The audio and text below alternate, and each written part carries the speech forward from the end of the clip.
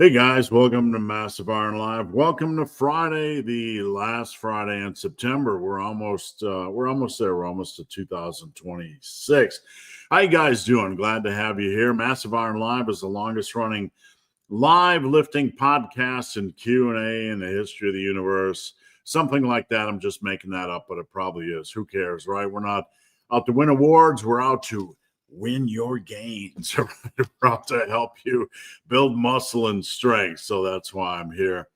If you guys are new here, please know that I'm here every Friday at 11 a.m. Eastern. Glad to have you here. Please come back. Understand there's no dumb questions, no stupid questions, just weird people. Something like that, maybe myself included, right? Seriously, though, don't hesitate to post up a question. Doesn't matter if it's been asked 1,000 times before. I'm here to help. And if your question doesn't go through, try rewording it. Sometimes YouTube doesn't like certain words. Try shortening it. Sometimes longer posts aggravate YouTube as well. For those of you guys that don't know who I am, my name is Steve Shaw. I've been doing the lifting thing for about 40 years. I was involved in the fitness industry for quite a long time as an editor and content director for quite a long time with some major companies. And I've gotten to work with a lot of amazing people over the years, a lot of YouTube celebrities, professional bodybuilders, some of the strongest men in the world. So I have a big passion for workout development and coaching, and a big, broad, practical experience working with lifters in the real world. I am a full-time coach, full-time muscle building coach, strength coach, body recomposition coach. So a lot of experience with ultra running or endurance running, and recently getting involved with jiu-jitsu, which currently has me beat up. So anyway, glad to have you guys here. No questions are off-topic questions are welcome. I was going to say no questions are off limits, but yeah, some of them are just, some of them are things I don't particularly care about. So before we dive into things, if you're interested in help, one of the services I offer over on my website, superlivingtoday.com, is a custom workout service. Outside of coaching, this is my most popular service. It's only $39. It's not cookie cutter. Once you sign up, and I just had someone sign up again this morning, I do quite a few of these. I send you a list of questions, and everything is custom developed based on your split preference and exercise preference and injury history, everything. Plus, not only that, but I give you generally a bulking and cutting structure for the next year or beyond. So check out, go over here and just search custom in the search bar if you are interested. I also have a Discord server. You can check out the link of yesterday's video, the link in the description box to that. And if you want coaching, come on over here and click the coaching tab. I would love to work with you. My average client stays on right now. It is somewhere around 15 to 18 months. My average client has been on. So I like to, I check in 5 days a week. I try to build a relationship with my clients.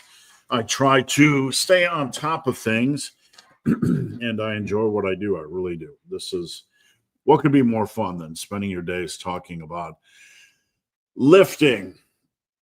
All right. You know what? I made one of the best, probably the best biceps videos I've ever made yesterday. I put it out. A lot of good information, a lot of solid content. If you haven't seen yesterday's video, your support means a lot. Check it out. Run it in the background or listen to it. Hopefully you'll find some information in there that is solid. And if you guys have any topics you'd like me to make regarding lifting for YouTube videos, or just stuff you want me to talk about here, let it rip. Let it rip. All right, let's get into things. It's Friday. We don't want to work. Let's just talk lifting all day. You guys post up 1,000 questions. Then we will have an excuse not to actually do any real work. All right. Big Joe B. How's it going? Joe Klein of mine. Good to have you here. Rico, how's it going? Big Rico. Always good to see you, my friend.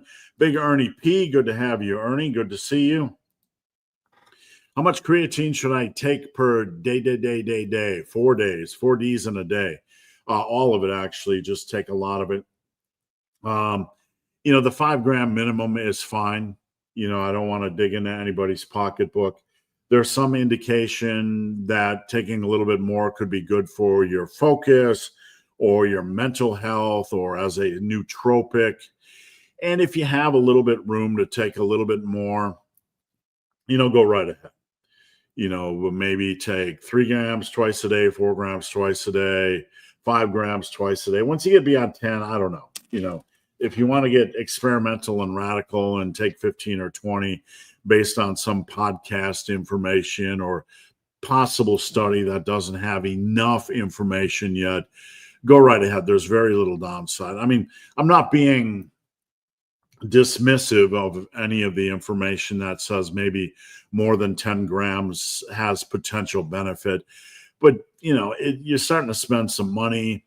The question is, are the benefits going to be worth the time investment and the creatine investment? That's up to you, right? I mean, I'm not going to take 20 grams of creatine and be a lot smarter than I is now, right? You know what I'm saying?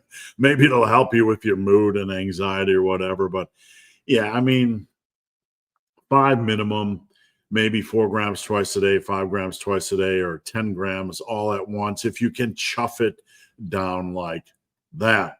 Big Johnny. Will working out 2 to 3 times a week ruin my gains? No, not at all. The biggest thing, I've been doing this a long time, been involved in communities a long time, been around people a long time, been coaching a long time. The biggest thing that ruins gains is inconsistency. Quitting your training, not being consistent with your nutrition, not being consistent with your hard training or progressive overload. That's going to ruin gains. It's a long process. I like to call it a 10-year process because if you want maximum mass and maximum strength, you can get a lot done in 5 years if you're really focused. But ultimately, it's a 5 to 10-year process. And there are going to be many, many different seasons during that time, seasons where you can train more, seasons where life is kicking your butt and you can train less. In any season in life, the only thing that is going to kick your butt and ruin your gains is weak nutrition and weak training. That's it. Play the long game, you're fine. If you set out today, like if you gave me 100 lifters, if I said, we're going to do 100 guys, girls, and we're gonna put them on a workout every third day, or 2.5 workouts a week, or whatever it happens to be. I don't like 2 because if you have to do 2, you're getting a little bit. There are some seasons where you have to do it, right? There are some seasons where you're just busy and you got to suck it up and just work out 2 days a week. But if you gave me 100 lifters and we worked out every third day, 2.5 times a week, 3 times a week, you're going to see amazing progress over a 5-year period of time because you're going to nail your nutrition. You're going to nail your hard training. You're going to nail your progressive overload. You're going to maximize every set. And that is going to take you to a good place. The difference between that and running whatever is perceived to be optimal is going to be minimal over 5 years. If you gave me a group of 100 people that could train 4 or 5 times a week and 100 people that could train, say, 2.5 times a week, right?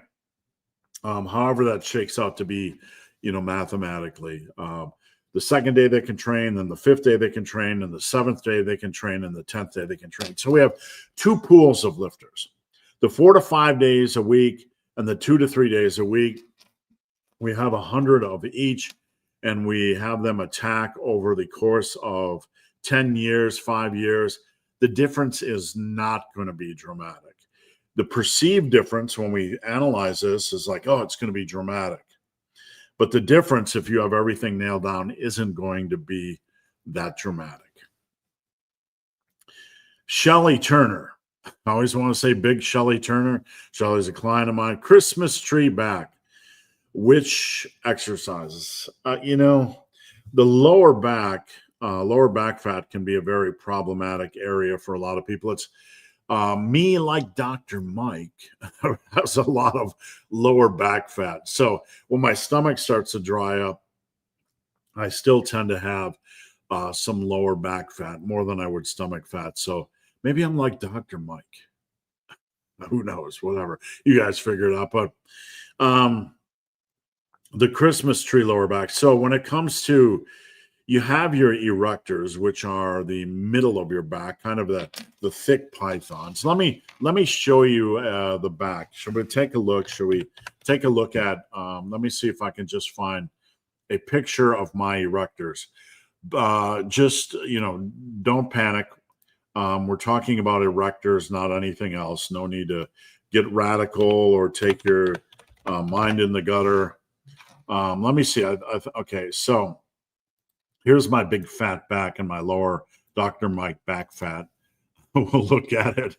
And oops, I'll pull the image up. You can look at my back fat and all that kind of happy madness. All right, here we go. Present, share screen, dotty doot do. I'm not a bodybuilder. Don't hate on my body fat percentage. That's my that was my back. I don't know, when I was 48. So you can see the big juicy things in the middle lower back. Those are the erectors. They look like I have 2 loaves of bread.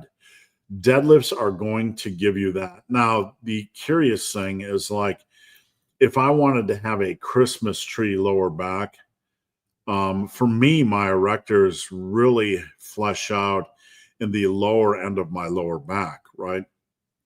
So if I got super lean, I really, really don't know how that would play out with my erectors and my Christmas tree. So I'd be curious to find out. So, generally I call erectors mid to lower back, but in my case, they look pretty low. Other than that, if you want to add in some other lower back work, you can. If you're doing things like RDLs, you're going to have lower back stress. We don't really need to add in a lot of extra lower back work. If you're deadlifting, you're going to be fine. If you're deadlifting or RDLing, or even doing glute ham raise on a back extension, you're going to be fine. So really from there, it's going to be leanness. How lean is going to depend on the individual. We have an individual on Team Massive, Paladin, who I was assessing his next year or 2 of lifting. And he was pretty lean, maybe 10 to 11 body fat percentage. For women, it might be higher because they tend to carry, a little bit of fat in feminine areas, to put it, politely and not get crude. So they potentially can be at a higher body fat percentage and get more of a Christmas tree lower back, start to really see that dryness in the lower back, maybe 14 to 15%. Mileage may vary. Training, shoulders the day before, chest. Nope. Out. Bonk.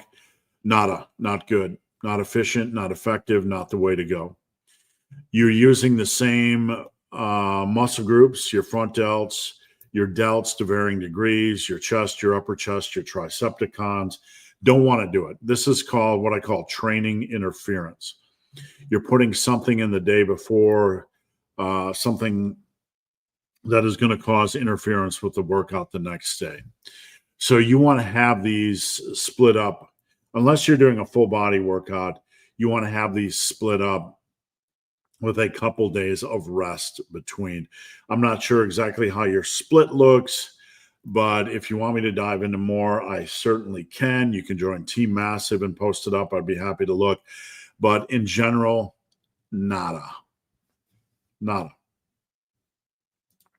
Richard, I have to do Richard's custom workout this weekend. That's on my to-do list tomorrow. Happy Friday. How's jiu-jitsu going?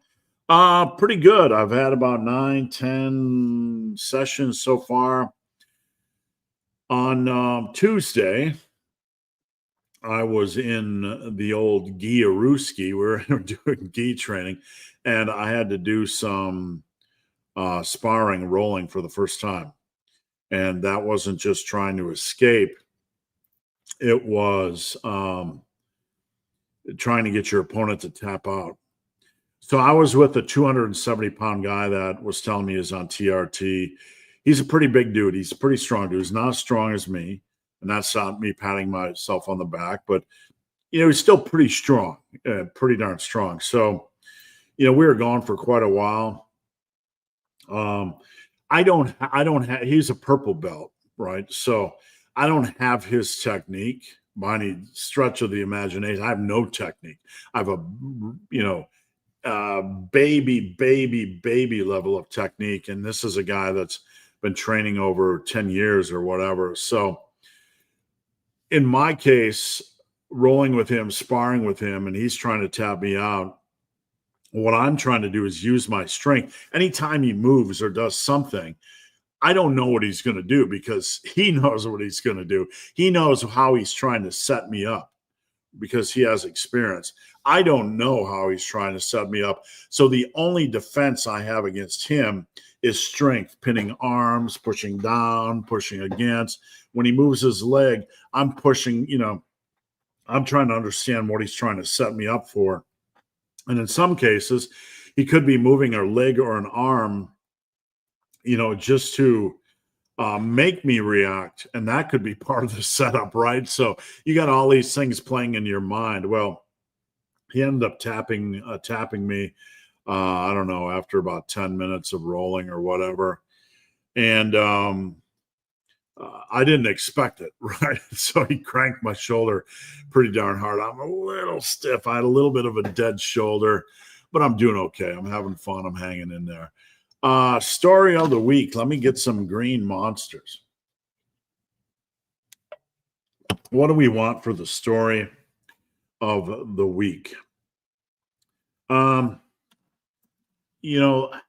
Let me just, I'm going to tell a story about me and my wife. There's some sappy love story thing. But I want to share this with you guys, if you don't mind. Let me find a photo of my wife for reference. My wife is a talented seamstress, supermodel. She does a lot of modeling work, and she's been on the cover of like 40 magazines. She is Australian. She is my partner, the love of my life, and I don't know what I'd do without her. But I want to tell you a story. This is my wife, Fiona. So I actually designed that shirt for her. So Fiona and I met through Instagram. She sent me a DM a long time ago. And I looked at her Instagram profile and I thought to myself, this woman's way too beautiful. I feel like I'm getting catfished, right? So I immediately said, hey, we were talking, things are going pretty well in conversation. And just to make sure I wasn't being catfished, I said, let's video chat. You're in Australia. I'm in America. Why not? It's Friday. Let's just do it. And she did. And she was real and a sweetheart. And we just got along really well. And the thing is, I didn't know this. She didn't know this. We both lost 100 pounds at about the same time. A lot of people assume that my wife, was always lean and mean and whatever, but she works her ass off. She really, really does. And, I'm going to get a picture of her just for reference for the story of, Fiona's transformation so you can understand. She doesn't have a lot of pictures of when she was bigger. So there's generally, only one that I use or one that I have. And just hold on one second. I searched Fiona 100 and that's giving me a lot of running stuff. Hold on. We're almost there. Don't go anywhere. Please stay here. Please don't go. Don't go. You're going to see a picture. Beep, beep, beep. Here it is. Copy, image, address, paste in URL, hit enter, remove the tab, shrink the image, all these things behind the screen you have to do to get it to fit. So about the same time we lost 100 pounds. That's her on the left. That's me on the bottom. And we just happened to be on the same track about the same time, which was an amazing thing. I'm very thankful to have her in my life. But, anytime you see somebody, some people see me, some people see her, and they assume, hey, they were always like that. She really turned her life around the same time I did. So that is my story of the week. I'm inspired by Shelly's question. So, horseshoe triceps, which exercises and how lean? We tend to overthink the triceps a little bit, and I'm not telling you to not have a good variety of exercises. We tend to be like short head, long head, this, that, and kind of overthink things a little bit.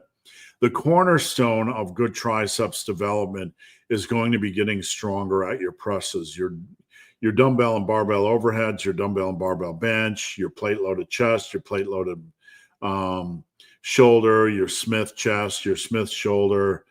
There's nothing, we're not anti-isolation, but, dumbbell flies and side laterals aren't going to give horseshoe tricepticons.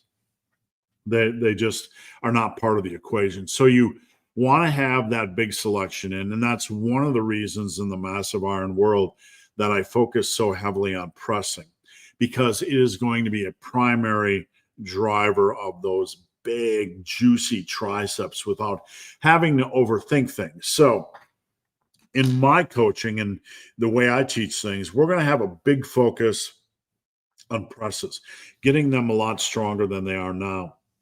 And then when it comes to adding in triceps work, we don't have to be so overthinky. First off, we have to determine what exercises treat my elbows good, because that's a big part of the equation. Triceps exercises can be very unforgiving on the elbows. So we have to pick tricep exercises that treat the elbows good. Then we have to be pragmatic. What tricep exercises can I do in my home gym? Can I do in the commercial gym? And some of that in the commercial gym might be there's 82,000 people trying to do a tricep extension or a seated triceps push down. What in the heck can I do? Maybe I want to do a JM Smith press. There's 8,000 broccoli heads trying to get on the Smith. So we have to be a little bit pragmatic, but we can't panic, okay? You want at least one triceps exercise that has a really solid progression opportunity, like a JM Smith or a JM or a close grip bench or a skull crusher. And then, adding in things like skull destroyers or intensity techniques or run the rack, run the stack on cable tricep extensions, or doing a lot of volume on seated triceps push downs, doing rolling tricep extensions, things like that. Pick a selection of exercises that you really enjoy for triceps that treat your elbows okay, and don't overthink. Long head, short head, blah blah blah. You want an extension, you want to press to some degree as a foundation. Other than that, you don't really need to overthink things. And how lean? I mean, lean, tossing out a body fat percentage is going to be disingenuous, because the bigger your arms are, the more muscle mass you have, the more impressive they will look at a higher body fat percentage. So if you take me with really large triceps at 20% body fat, and I took some guy in jiu-jitsu, my jiu-jitsu class says 20% body fat, but weighs 170. It's going to be about the size, even though our body fat percentage is the same. So how lean? It's a non-question, really. It's going to come down to size. I've seen some bitty, pretty big potato-eating son of a gun, some really big, higher body fat percentage guys with really big triceps. And you can see those horseshoes. So that's a reality. And that's the only way to put it. You got to build size. It's not about leanness. Big JJ Justin Jones, good to have you, my friend. Big Sam, how's it going, Sam? If I don't perform deadlifts on back day, where else can I put them? I'd need to know the program structure. So you need your lower back for leg day. I'd have to see the structure. Sometimes you have to make hard decisions, but I need to know how many days a week you train, what the structure of your program looks like. Without that, it's really hard for me to, give you a response. All right, guys, we're almost about 30 minutes in. I'm going to get a green Monster refueling with extra carnitine, with extra taurine, with 0 sugar, and with this Claw M thing on. This is all you need. Ultra Paradise. Seriously, though, just a reminder, head over to my website, superlivingtoday.com, and search custom if you want a custom workout. All right, where are we at? Oops, I got to get rid of that. All righty, where are we at? Sorry, I lost track when I did that. Big Justin. Is it better to wait until elbow tendonitis is completely gone before we add exercises back in? I had really bad elbow tendonitis about 2008. Doing 100 and 120 pound dumbbell rows, just like the pain was excruciating. And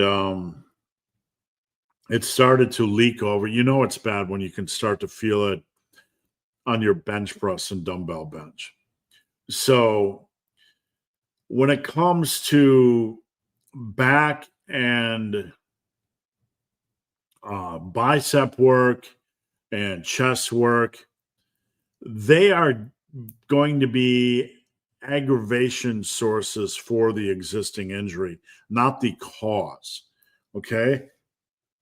So what I mean by this is they might aggravate you during a workout, and you might be in some nasty elbow tendonitis pain a couple of days after your workout, but you probably need to figure out something to get in to train. You need to get something in to train hard. You do. So what you do is up to you, but it doesn't have to be the super aggravating exercises. You can make some, hard decisions and use some exercises that treat you a little bit better. It's a complex subject. It's one that you need to take seriously, but you can't just not do any biceps work, and you can't just not do any back work, and you can't just not do any chest work. We have to get creative. We have to try things. We have to see what works. Now, I'm going to tell you, since we're talking about elbow tendonitis, and I've talked about this a million times on this channel, if you don't wear grip support, if you do not wear grip support for your back day, for your RDLs, for your deadlifts, you are going to there's a high degree of certainty that you're going to pick up tendonitis, inner elbow tendonitis from all the over gripping. You're a lot of grip stress. And using grip support like ProTech grips, I have no affiliation. Excuse me. I like ProTech. I used to use VersaGrips, but I like ProTech now because they have a little watchy place for your watchy thing. And let me just show you, because I don't have them here at my desk. Excuse me.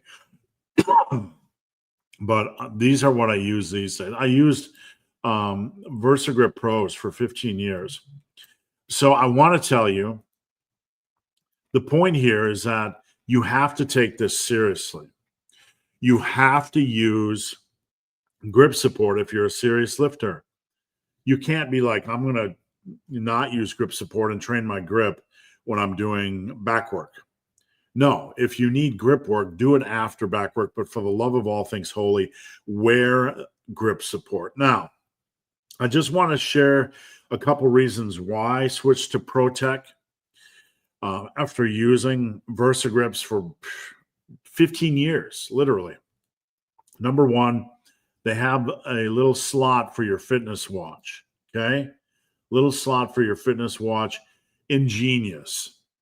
I would always have to put my fitness watch 2 inches up my wrist, and it barely fit because I'm a fat watermelon head with big fat wrists.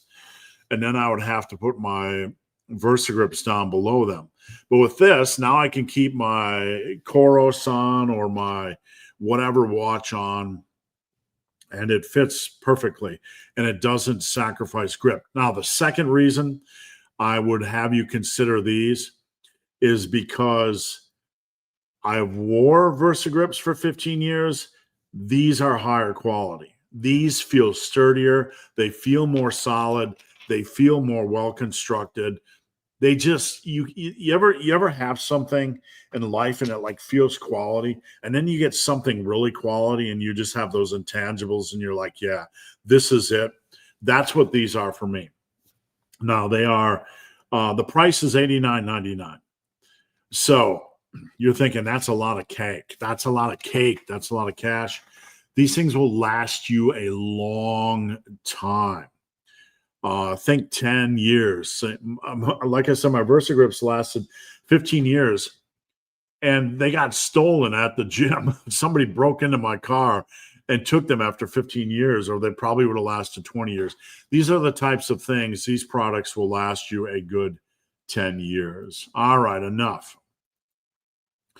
Michael, happy Freitag, Team Massive. Let's stay away from the magical muscle building recipes and build muscle the old school way, with planning and focus and quality nutrition and exercises we like, and passion and passion and passion and hard training and passion. That's how Michael trains. Big Justin Jones. I'm having pain in my right knee in my warm-up set of station sissy squats without weight, but no pain at all during my working sets. Wow.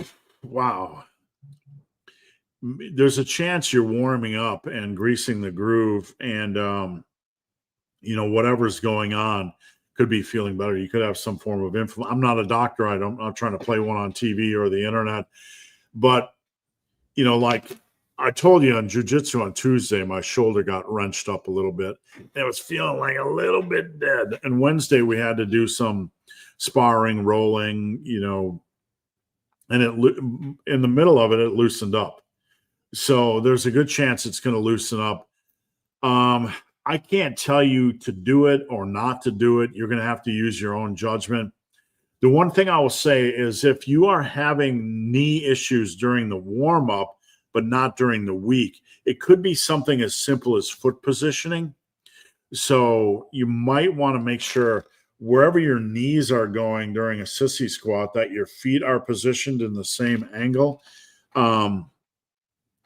It can be a tough lift, because when I have a seated sissy or a sissy squat station in my home gym, and it's the feet will move during this. They'll move whether you like it or you don't like it. Your feet will move.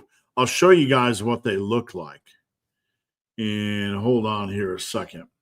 For those of you guys that don't know what this home gym thing is, the seated sissy squat, let me just show you. This picture's a little bit small, but we'll figure it out. We'll get it sorted. So it's one of these little do-jobbies where you put your feet under and then you lower your butt. What I do when I'm coming up is I focus on pressing my calves back against the pad and then focus on driving my hips forward. Is the pain in your knee? Is it above your knee where you would potentially have, something like quadriceps tendonitis? I don't know, but, if it's not crazy, you're probably okay. If it's not lingering during the week, you're probably okay. Just use your best judgment, please. Big Jeffrey, Good morning. Happy Friday. Good to have you here, Jeffrey.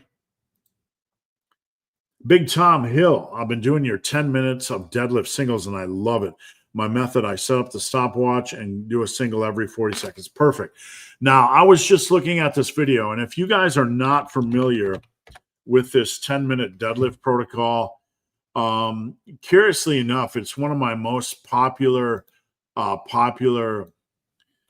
protocols. And I also have a lot of my clients doing a 6.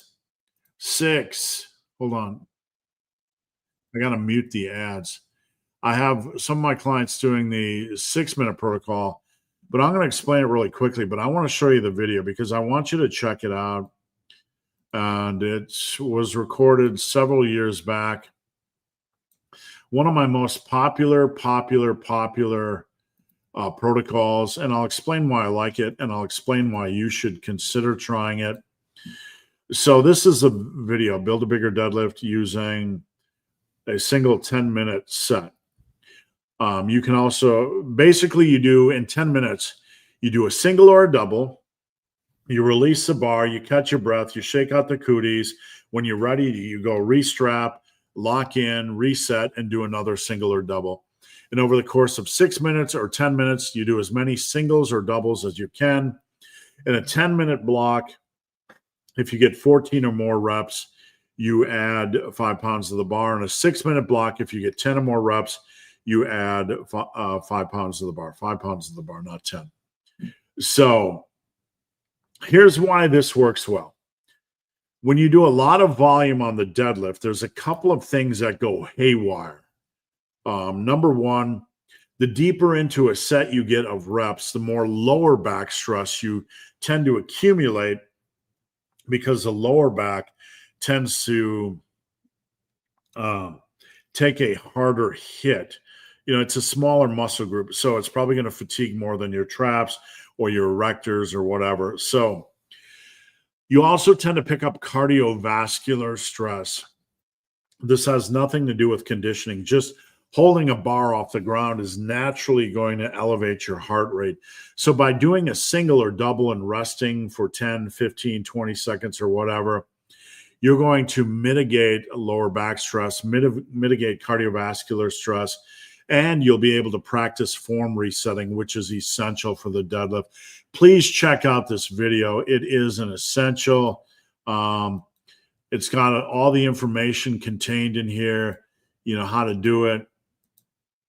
And let's see, start with about 70% of your one max. You're allowed only to perform singles or doubles, rest between efforts, but only briefly, and . So it's really detailed. One of the best videos I've ever made, really good information. So please check that out. Big Michael. How important is isolated ab training?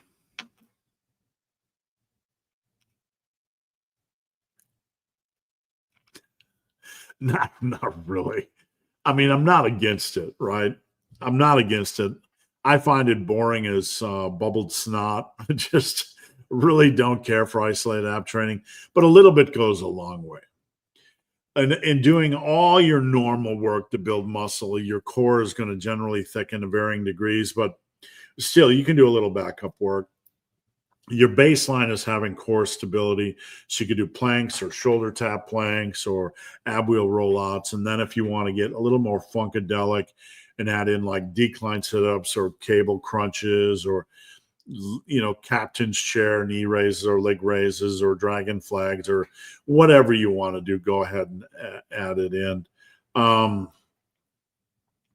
somebody like you, Michael, that trains hard, you know, Michael just went through a cut and, you know, his abs, his core looked basically the same before and after. It leaned out, but, you know, when he was whatever body fat percentage to start, he still had a pretty solid core. And I think you could see some abs. If you have time, do a little bit. Michael says, I can't seem to find the time. They're not the worst. You know, it's hard for me to find the time to do it because I'm putting so much effort in. It's not an excuse. Maybe it is an excuse. I don't know. You tell me. But, I get to the end of the workout. I did the chest and the triceps and the thing and the stuff. And I'm starting to think about food. And I'm an hour and a half in. And then, like, have to do ab work. I guess some of it's structure, some of it's discipline. I have not been good at that. But, a little bit would go a long way. So I would probably, if you're concerned about it, probably work in a little bit, some way, somehow. Tom, back to the 10-minute deadlift. How does 16 deadlift singles in 10 minutes relate to a notional 1 rep max? That's a very good question. So we generally start, when we're doing the 10-minute deadlift protocol, we generally start with about 70% of our 1 rep max. And when we hit 14 reps, we move up in weight. So generally, if you start with 70% of your 1 rep max, you're going to be able to hit 14 singles, maybe 15, maybe 16, maybe even 20. So I would say, and this is a roughy rough, if you can do 14 singles, it's probably 75 to 77.5% of your 1 rep max. Let's break out a 1 rep max calculator and just kind of look at this a little bit.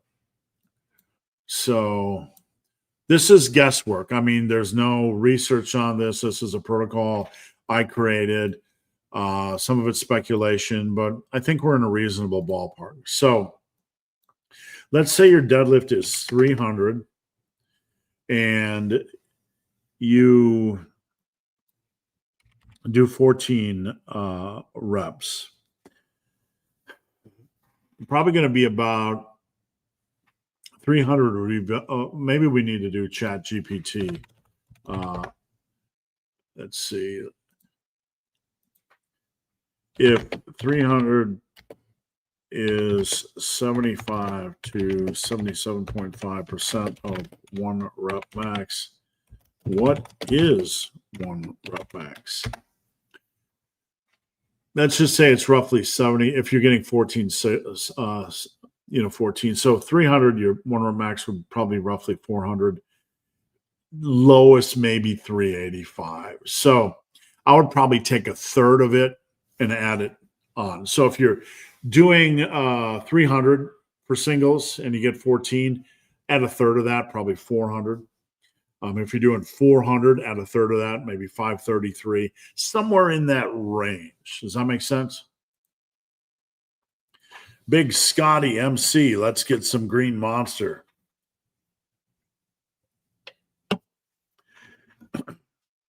Big fella, that Wisconsin jump around video sent me was a highlight of my week. Even the pitch side reporter was on it.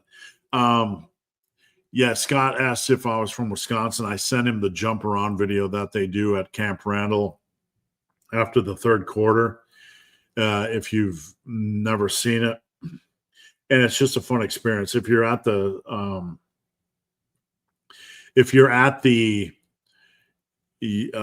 stadium, you're going to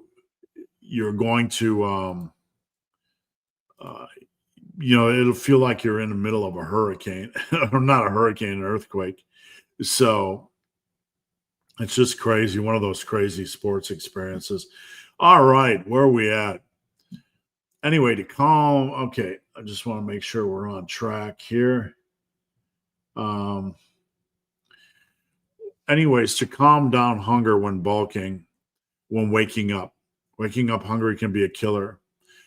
No, it's a good when bulking. Okay, when bulking. Sorry, I read that as cutting. My brain was in cutting mode because I woke up hungry today, and I'm in week 7 of a cut. So I woke up hungry today. How to calm it down? Well, it's more of a sit-through case. Suck it up. Suck it the bleep up. You're bulking, so you have a meal structure. and you have to stick to your meal structure. I don't know why you don't eat when you wake up. That's not a criticism. You can eat whenever you want. I don't care. But it's, if you're hungry, you might have to find something to just hit straight out of bed, like a Nana or a protein bar or something. I want to make a general comment here. Okay. One of my long-term followers, somebody that's been commenting on here for a long time, left a comment and I removed it. And I want you guys to understand a cornerstone of my community and what I do. And I love you guys all, and I appreciate each and every one of you. But one of the things I don't do in my community or here is politics and religion ever. Okay. This is a lifting channel. And I mean this respectfully.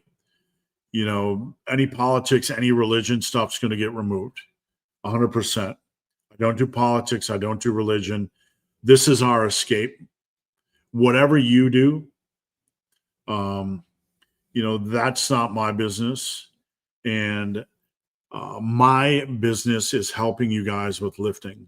So I mean this respectfully, with all the respect in the world, because I am not a person that wants to have endless divisiveness. Our world is very divisive with politics and religion. And this is the one place we can unite. And I want to let you guys know, because I care and I hope you will respect it. Any political talk, any religious talk is wiped, gone. 100%, no exceptions. Because we are lifters. We are not a group of A religion, B religion, A politics, B politics. In this space, we are massive iron. We are unified in our goals.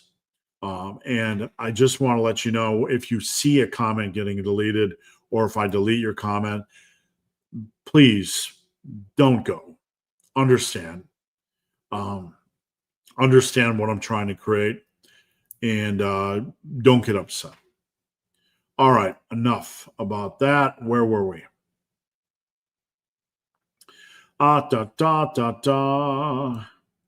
Big Lee celebrating 151 kilograms SSB Bulgarian split. Holy cow, I can't even imagine that. That's way more. All right, dude. Patty, why you got to do that? Why do you have to do that? You just stepped over the line. Sorry, Lee. I just asked you not to do that, and you had to be a dick. Okay? You had to be an asshole. You've been on this channel a long time, and I asked you not to do that in my space, and look, you just pushed my buttons, not you, Lee. I asked the individual that's been on this channel for a long time not to post religious stuff, and he just did. And dude, you just pushed my button. That's a huge insult to me. I don't ever want you coming back to this channel. I don't want to see your face again. I don't care what your religion is. I don't care what your politics are. You disrespected me, and you disrespected the people watching this channel. I don't ever want to see you again. I want you to take off. I want you to pretend this channel doesn't exist. I don't want you looking at my videos. I don't want you commenting on my videos. I asked you politely and respectfully not to post political stuff or religious stuff, and you slapped me in the face. Now, that's all I have to say. It's an insult. I'm trying to build a comfortable space to talk about lifting to help people. I'm trying to do something positive and dedicate my time to help people. And you are being disrespectful with that mission. Whatever religion you're involved in, that is not the way you do it, my friend. That is not respect. That is not kindness.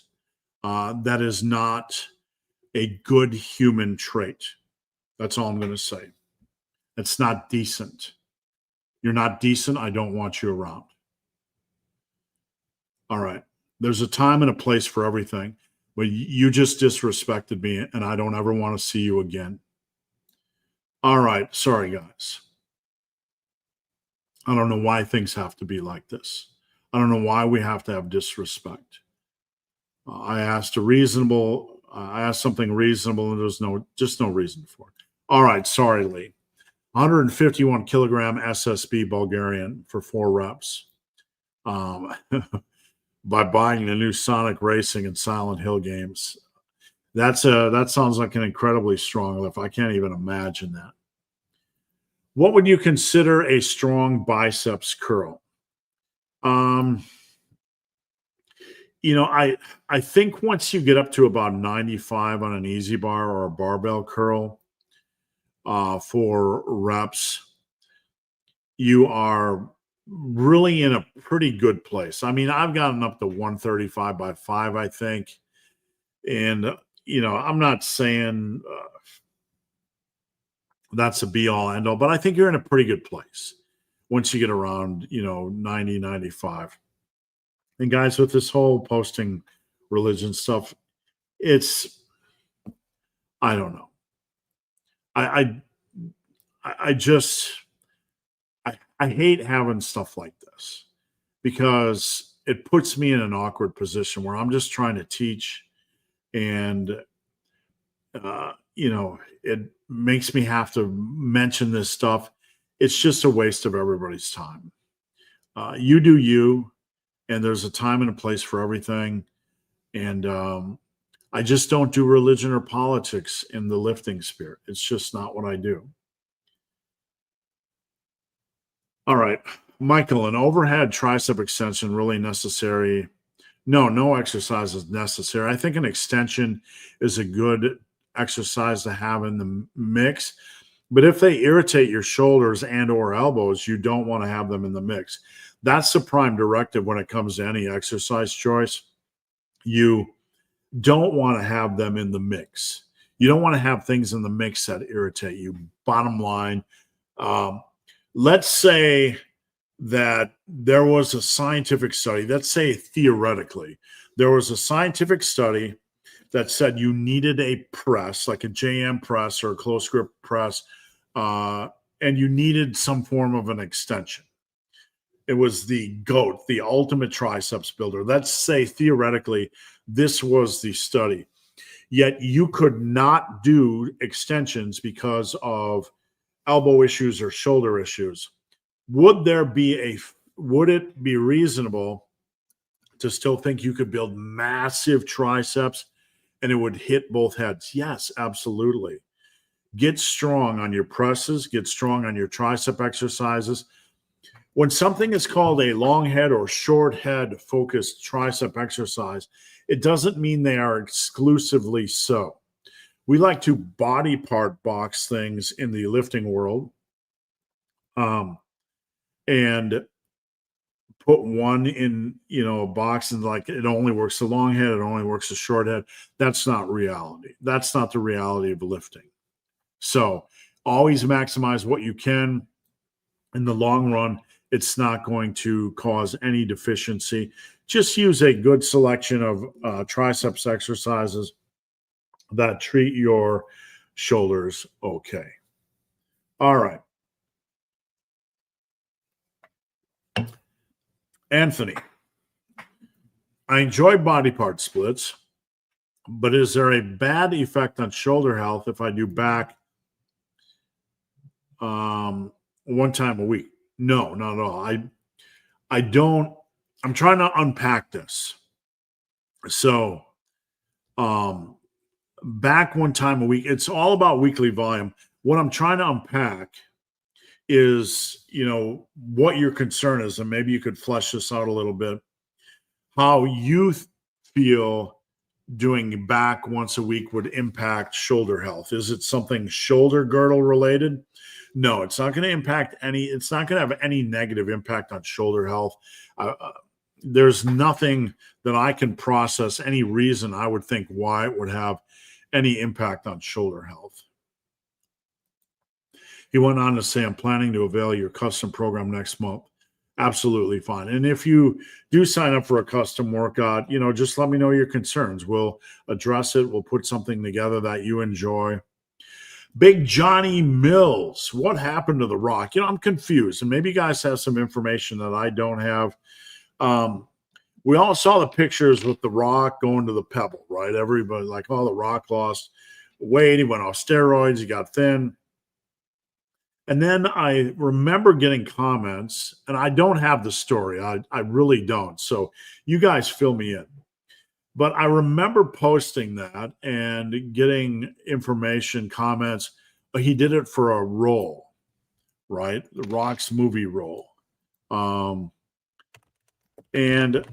I'm like, okay, maybe he lost weight, to do, the MMA, whatever, the smashing machine. Okay.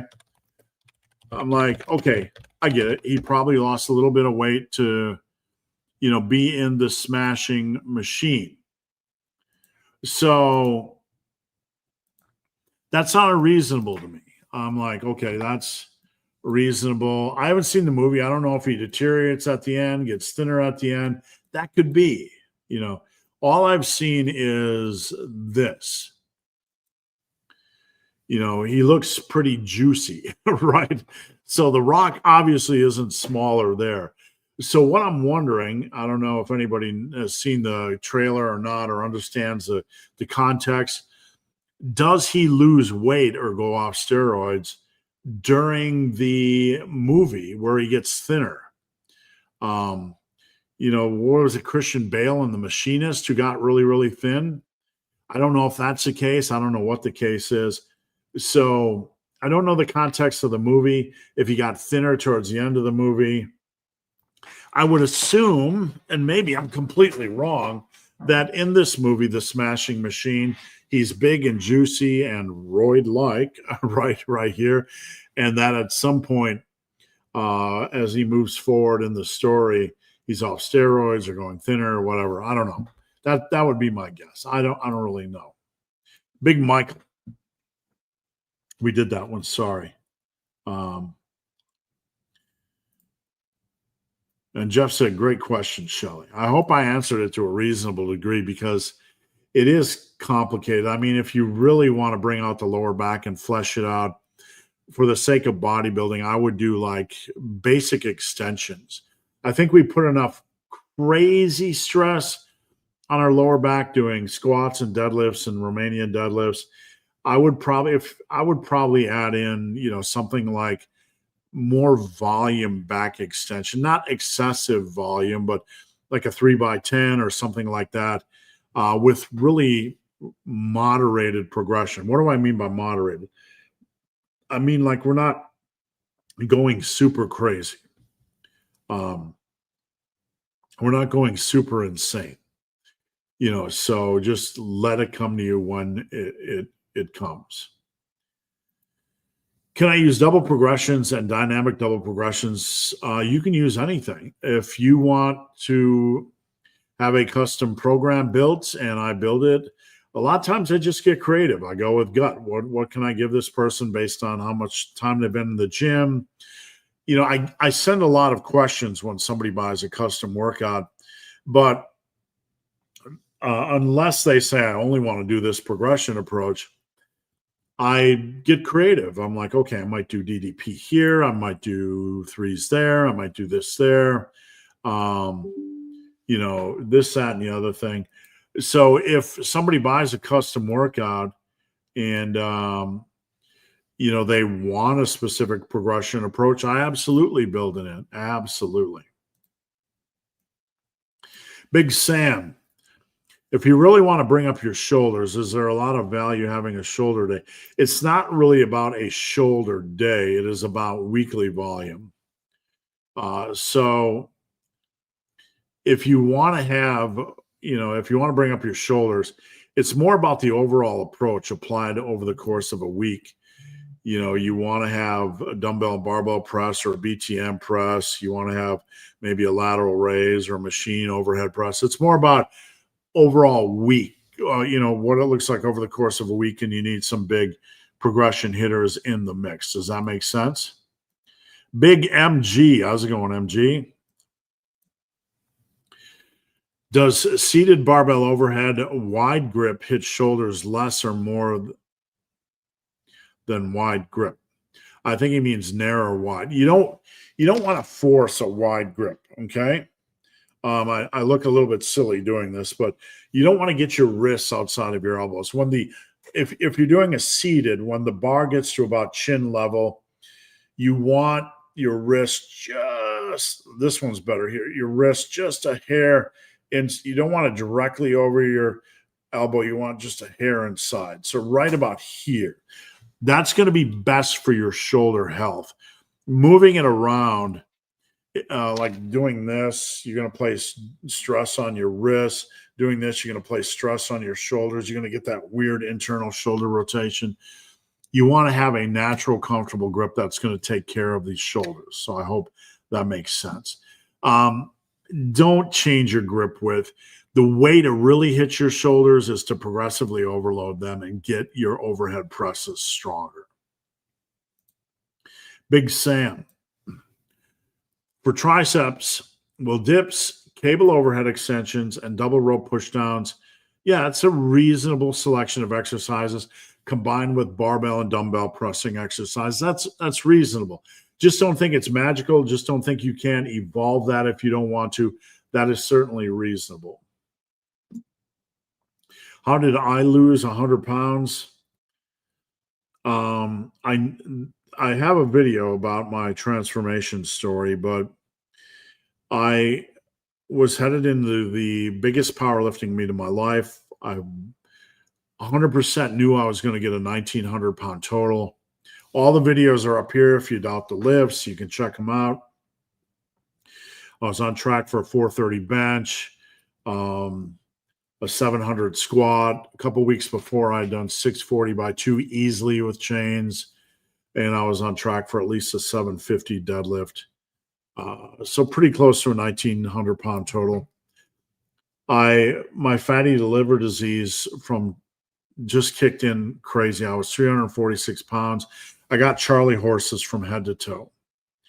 I literally couldn't move in the slightest direction at all, and I would get extreme cramps in every muscle of the body. A friend told me at the time, hey, the heart is a muscle, and if everything else is cramping, there's a big chance your heart's, could cramp as well. And I guess we call it a heart attack, right? So I immediately went to all animal and plant-based. I didn't track calories. At the time, I was eating a ton of ice cream, a ton of tortilla chips. Like every night, it was junk. 7,000 to 8,000 calories a night. I was strong, but I was extremely sick. And I just went to animal and plant-based almost exclusively for 2 years. I don't really recall cheating at all. And the weight just flew off. I remember the first 2 months of this feeling so hot and flushed, like there was an inferno in my body. I don't know what was taking place, getting rid of the junk food and doing only animal and plant-based, but holy cow, the weight came off quick. I didn't track calories, and that's basically how I did it. Big Joe, the surgeon gave me the green light, no lifting restrictions. All right. Really glad to hear that, Joe. It is a wonderful day for you, and I'm really happy with your patience, and I'm ready to run, man. I'm ready to see what we can do. I think that was the best story of the week so far. Thank you, sir. Any recommendations when muscles get inflamed after training? Inflammation can be a weird thing because it can cause water retention and it can cause some scale fluctuation. Like after I would run a trail marathon, my body weight would go up by several pounds. And, that was exercise-induced inflammation. There's not a lot you can do. I mean, inflammation's there for a reason. If it causes pain or whatever, You could use an anti-inflammatory like Advil, but just do your research. Inflammation is probably part of the process, but if something is, aggravating an area uh, in a way that you feel is unnecessary or excessive, we might need to figure out if that exercise is worth it. Hey, Steven, Team Massive.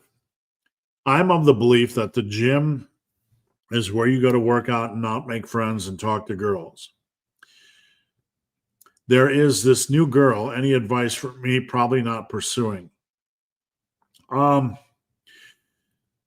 advice is like whatever speed you feel you want to move at, meaning communicate. You're going to have to let it happen naturally, but you're going to have to do some sort of introductory communication. Like if you don't make some connection point or say nice lift or say something neutral or using this machine, show them that you're not a creeper or weirdo. Maybe you are. Maybe she is. Maybe you be a couple of creeper weirdos, right? Maybe that'll be magical as well. I don't know, but just don't be the person that over pushes communication. Find a natural way to communicate. Don't just go start working out next to her and following her around the gym. Don't over communicate. Use your, common sense and use your instincts. Say something, and if her face doesn't cringe, I'm like,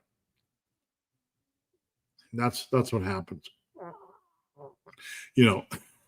If she doesn't look off-putted and she's pleasant, don't take that as an invitation to just talk her ear off either. Pace yourself. Give it a little bit of space. Get the icebreaker in, gauge the reaction, make it simple. Get out of her hair, get out of her business because she's there to lift and do her thing. Maybe give her a compliment, a reasonable one. You don't want to go over when she's doing glute work and go, nice butt, or where do you get those yoga pants at, right? I like your shoes. Good lift. Are you using this? Or really hard work. Are you using this? Something authentic and real. All right. Big Justin Jones, top of the kneecap. So he was saying during sissy squats, he's getting pain top of the kneecap. If it is the area above the kneecap, that could be something related to a mild quadriceps tendonitis. Top of the kneecap sounds like something like connective tissue. So just use your best judgment.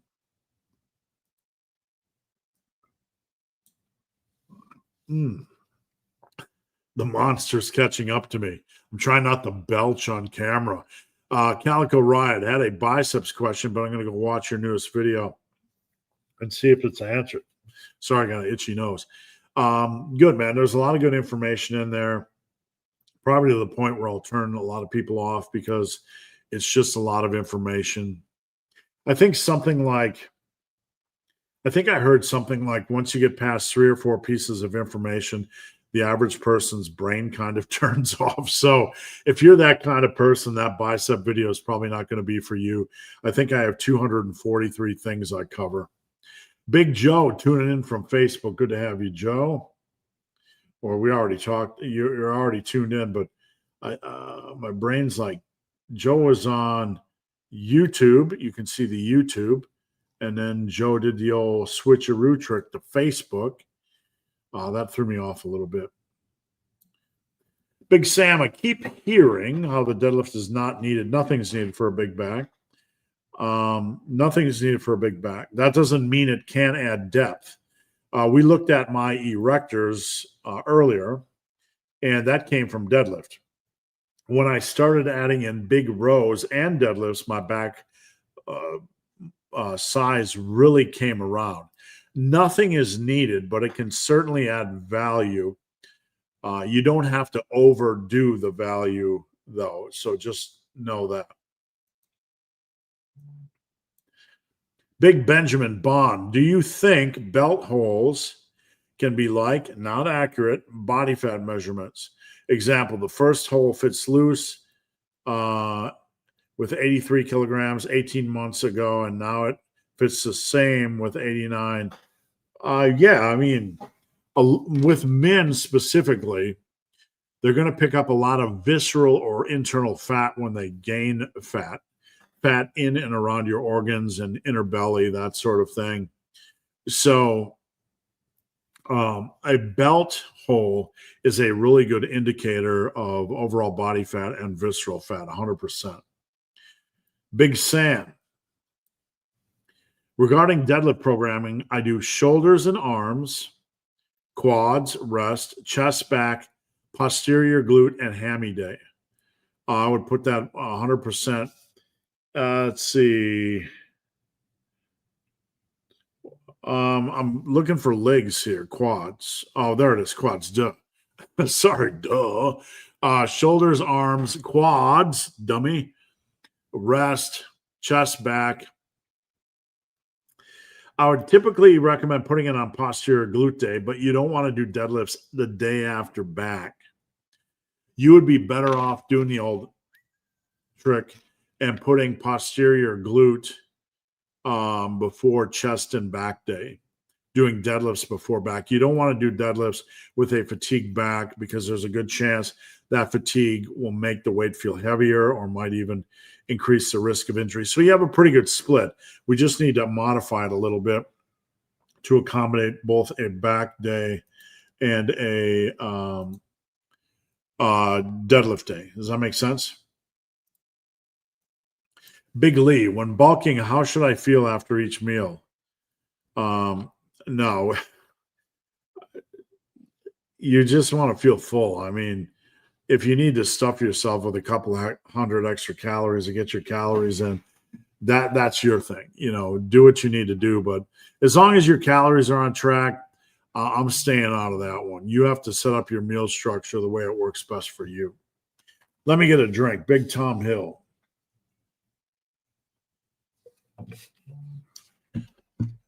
I was very untrained, but I'd signed up for a meet in August. Deadlifted 142, now 313.5. Did 16 singles yesterday.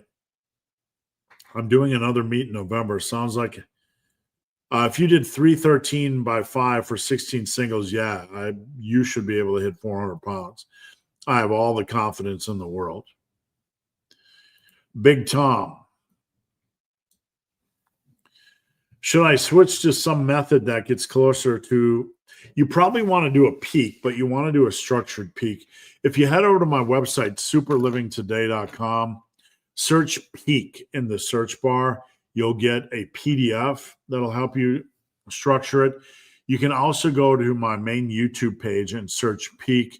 I'm 100% certain I give it away for free, how to set up a peak for a meet.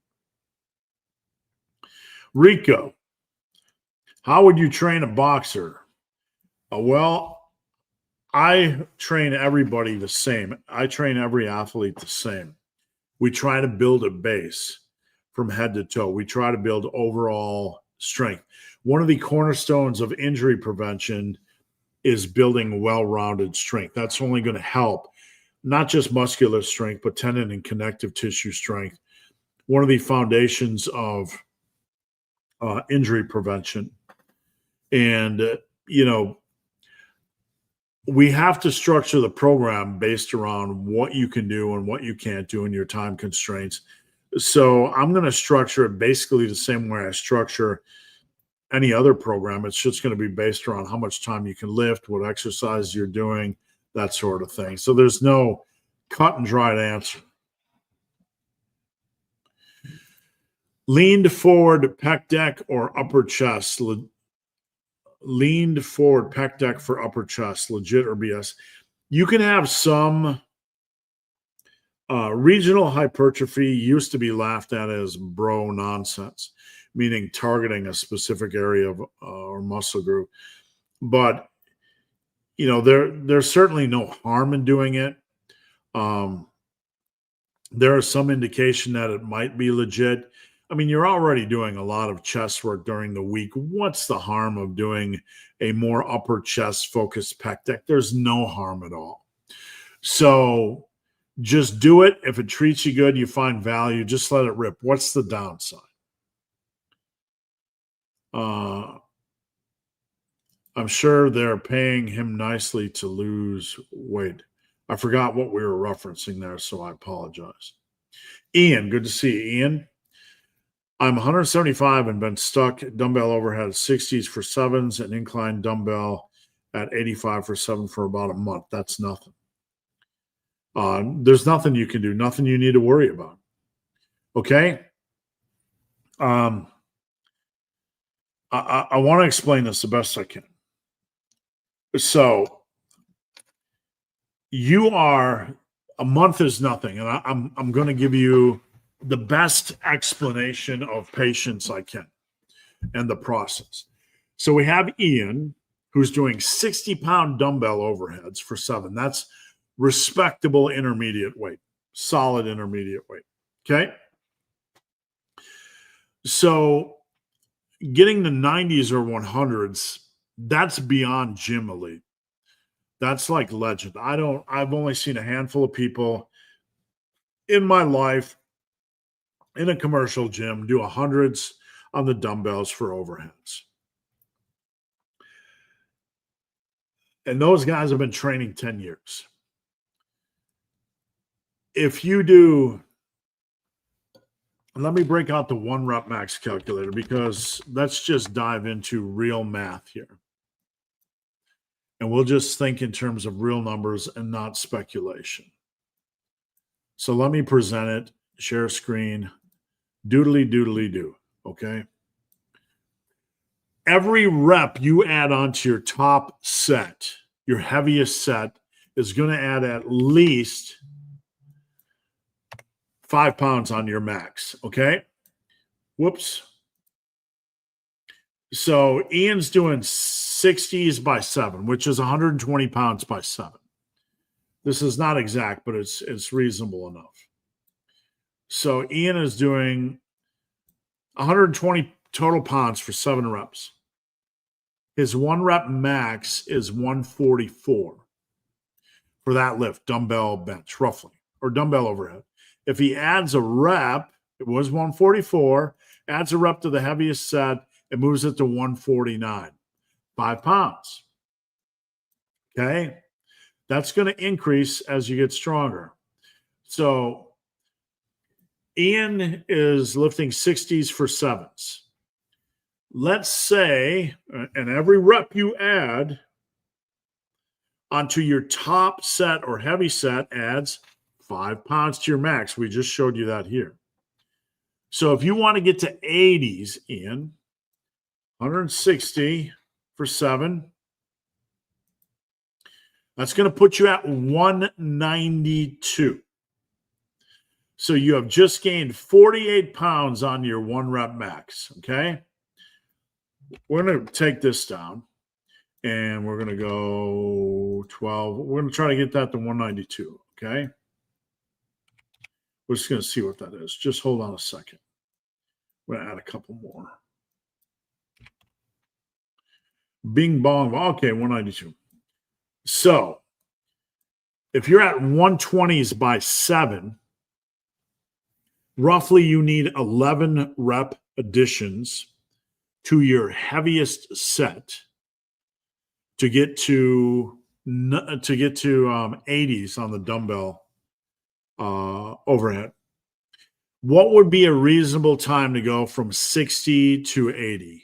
60 to 80. You need 11 rep additions, probably 2 years. If you go quicker than that, great. That's wonderful. Absolutely wonderful. But to go from 60-pound dumbbell overhead to 80-pound dumbbell overhead, 2 years is pretty reasonable. After that, you're in the grind zone. Maybe you could do it in 18 months. Maybe you're just a freak and could do it in a year. But with your body weight at 175, it's very unlikely you're going to do it in a year. That's not being critical. That's just reality. That's not a criticism of your body weight, reasonable body weight. You have 11 reps to gain in 24 months. That is 1 rep roughly every 2 months. Normal progress. That's normal quality progress. So that speaks to the nature of the game being long. You're not doing anything wrong, Ian. You are at 60s for 7. Adding a rep every other month would make you a monster in 2 years. That's the game we're playing. Does that make sense? So you're not doing anything wrong. You don't need to change anything. This is where the intermediate, plateaued, panic comes in. This is where you are on the grind safely. Your job now is to be consistent. Your job now is not to jump around, program hop, and think somehow you can wake up in a month doing 60-pound dumbbell overheads and then doing 80s next month. That's not real life.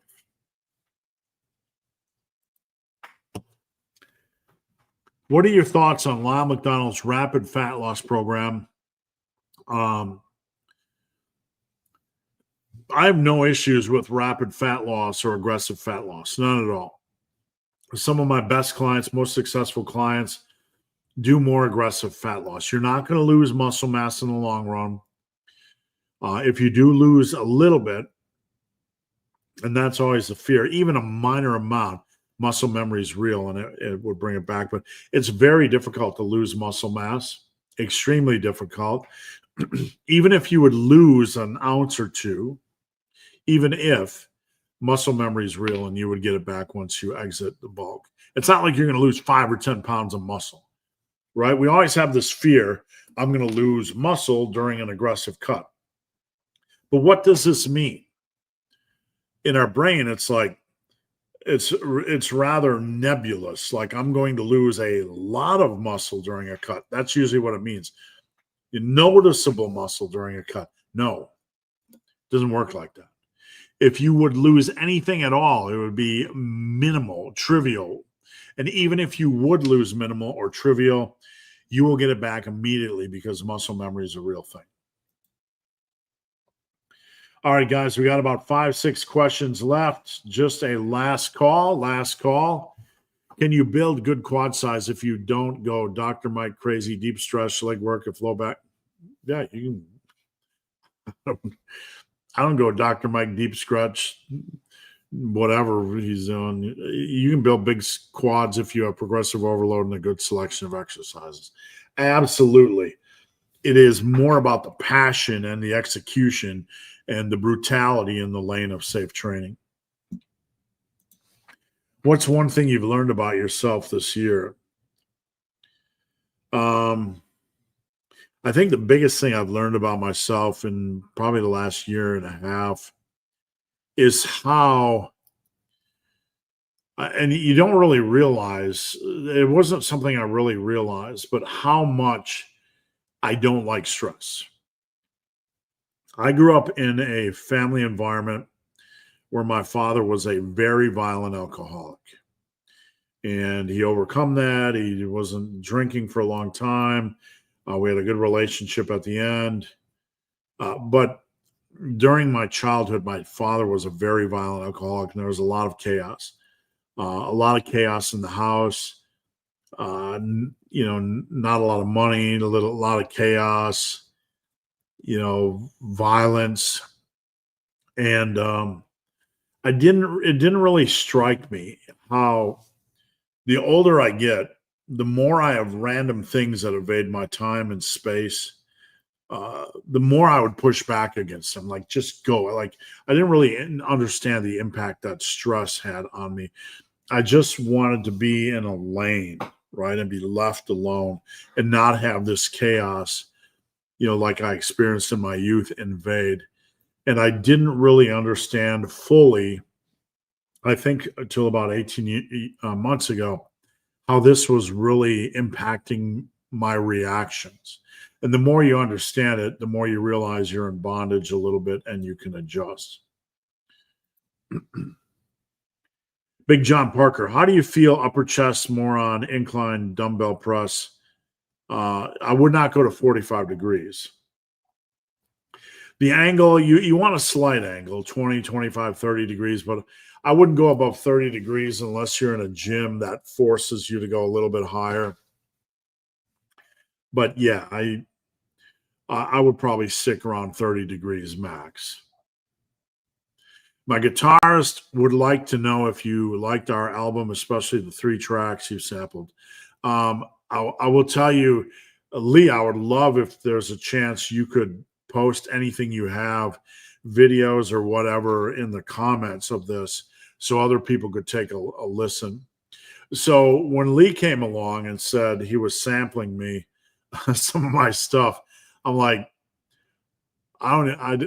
like my brain didn't even understand to unpack how it would sound.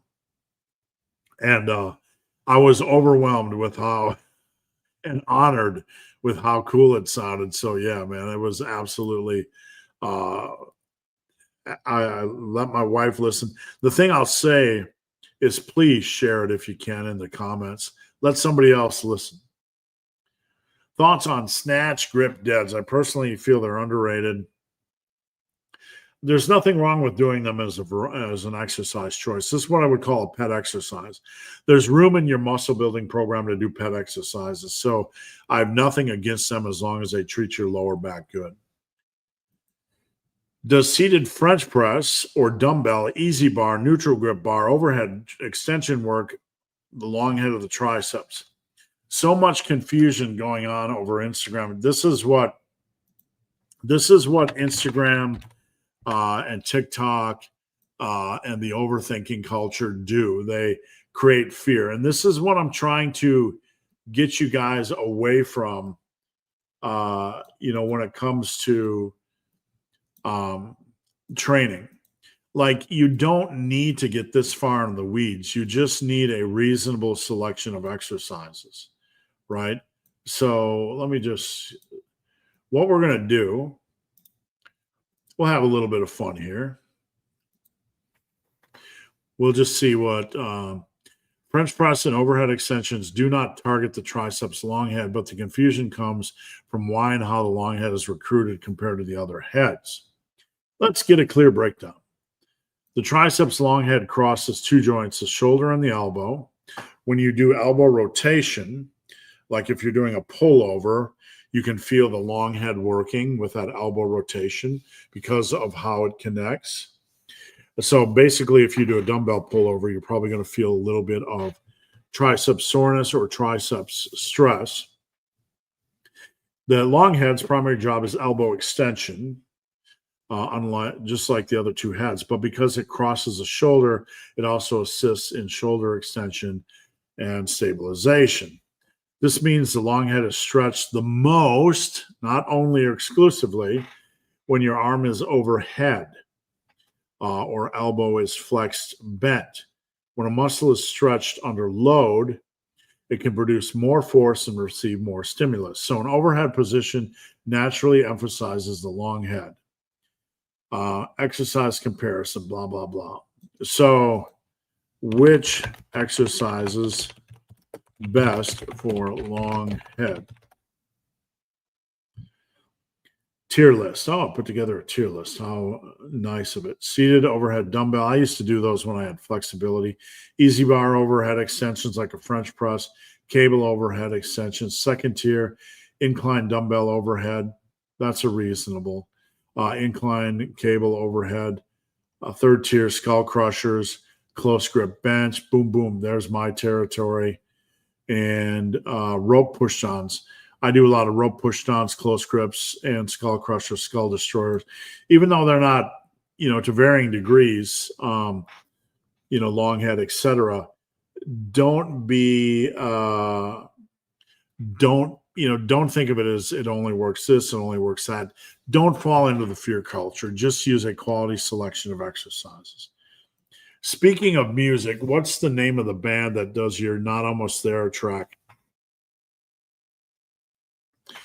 I wrote the song way back in, I don't know, 95. It's called Flak. And I worked with Munich Productions to upgrade it. So I wrote the song. And the original Flak, I hesitate to play it because YouTube, because it's actually out there as monetized music. You can find it on Instagram. Like if you're doing an Instagram post or reel, you can find Flak by Steve Shaw.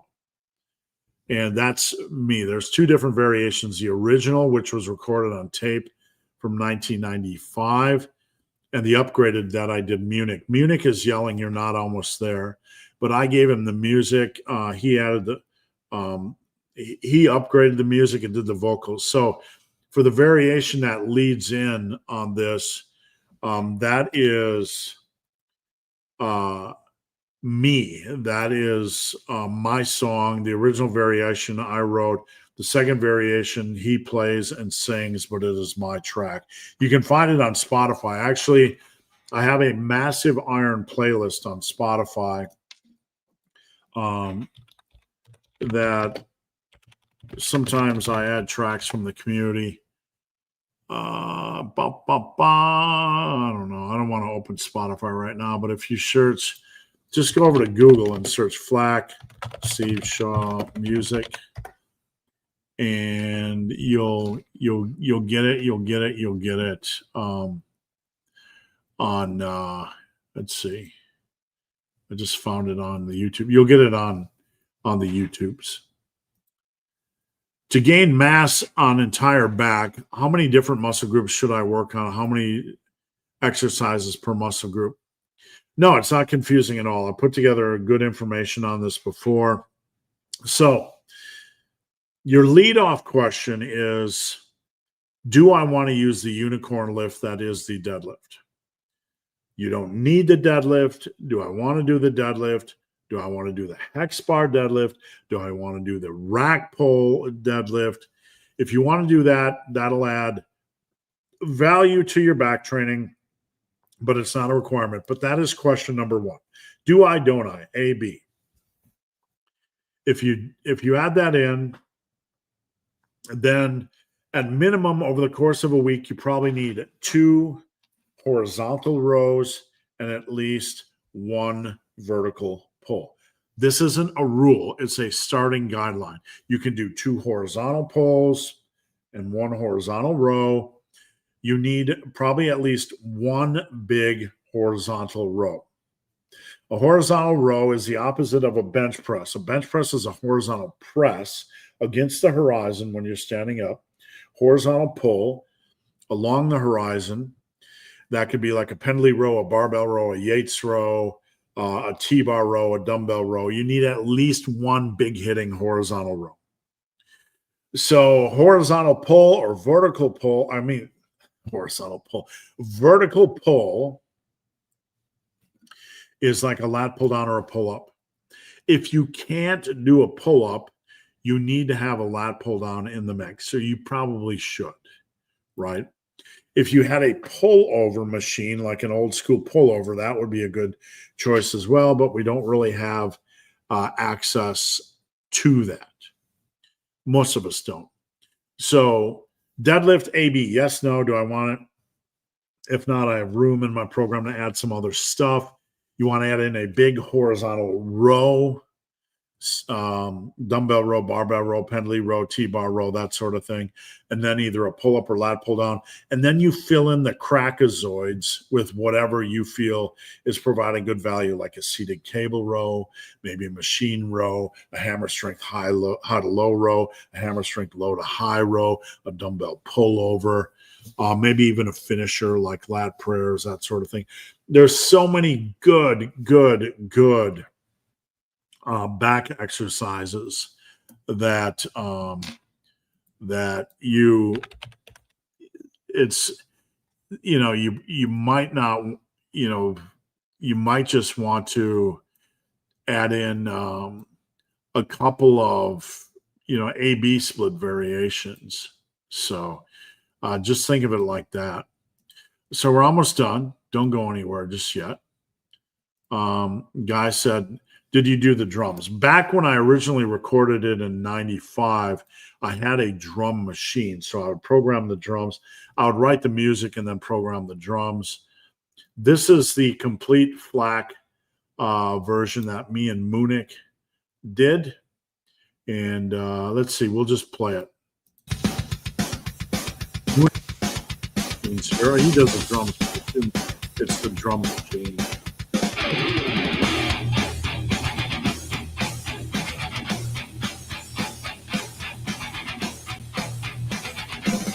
A different things going on here.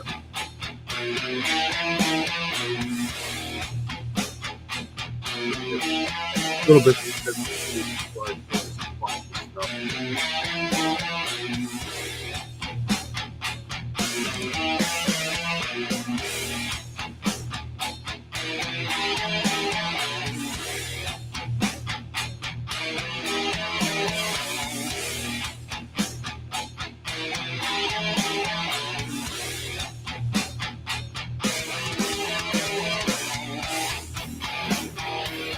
This is really simple from the power chord. Taking the two frets of bass and moving it along.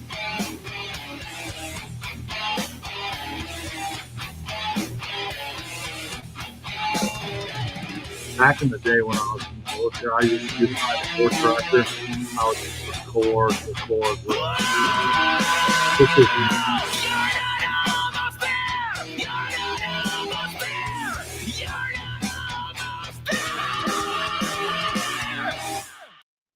So if you don't know Munich, check out his channel, Munich Productions. Absolutely love the guy. Just a great guy. Got a really good YouTube channel. I'm not sure why it's not subscribed on this account, but I'm subscribed on the other account. Really good stuff and really good guy. And I can't say enough. So we did that together. All right, guys, that's it. Before you go anywhere, just a reminder. If you would like a custom workout, head over here and search custom. If you'd like coaching, I would love to work with you. So please check out the coaching tab. Coaching is only $89.40 after the first month. I keep it reasonable because I coach full time. I appreciate each and every one of you. Please come back next Friday. I would love to help in any way possible. Follow me on Instagram at Ben the Barman, at Ben the Barman. If you need to email me for any reason, benthebarman@gmail.com. Have an amazing weekend, guys. And always remember, you're not always there. You're not almost there. Something you're not.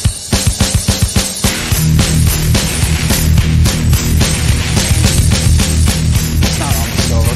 It's not almost over. You're not almost there. You're not almost there. You're not almost there.